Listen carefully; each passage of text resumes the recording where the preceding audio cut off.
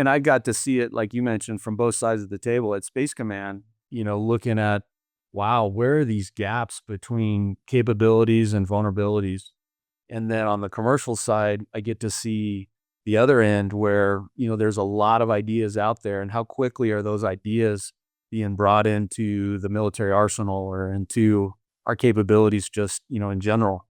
And I would tell you, I don't think we're going fast enough. Obviously, I think the Department of War, Secretary Hegseth, and this administration agrees with me on that one, or I'm agreeing with them that we need to go speed at scale. But yeah, space, like there's just a couple things that are just crazy to think about. So, we fly over and the enemy flies over our country every day, right? And so, you and I would never be able to just, trundle over, Chinese airspace, right? That would be a no-no. But we do it every day, and the Chinese do it to us. The other part about it is, we had a couple airliners, that would fly over the Nellis test and training range.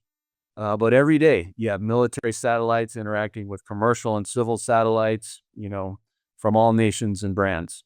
And so that's a crazy thing to think about, in space as well.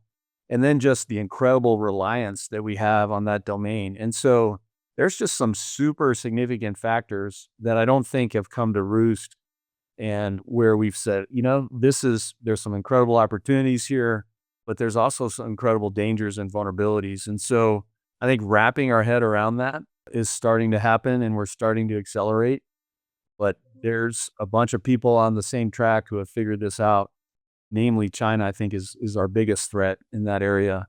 And they're running pretty fast. And what they're doing is they're taking best in breed and incorporating it into military exercises. And it's like my dad, old retired Army guy, used to say, it's not a capability until it's rehearsed.